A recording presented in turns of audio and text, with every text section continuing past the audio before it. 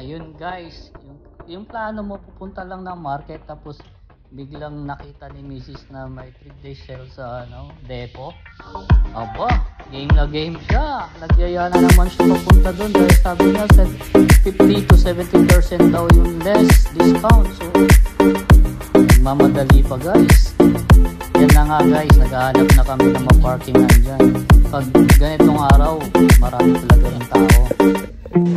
Ayan guys, tignan yung mga sale dito guys. Napakamura, may 70%, 50%.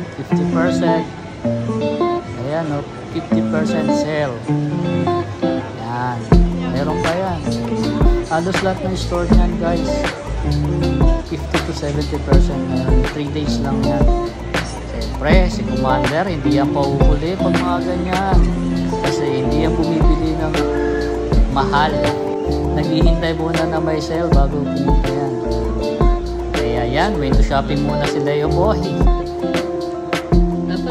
Ayan na, pumasok na siya, titingin na siya.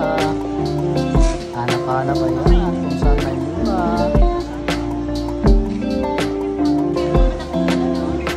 Ayan, pa na kontento. Lakad pa dun, lakad dun. Hanggang mapagod si Leo Boy. Sa kakasunod sa kanya. Ikot at iikot yan. Hindi yan titigil hanggat di siya nakakahanap ng mas mura. Ayan guys, sunod ka lang Leo. Samahan natin siya, ikot-ikot lang yan. Ay asawa, pagod na si Leo Boy.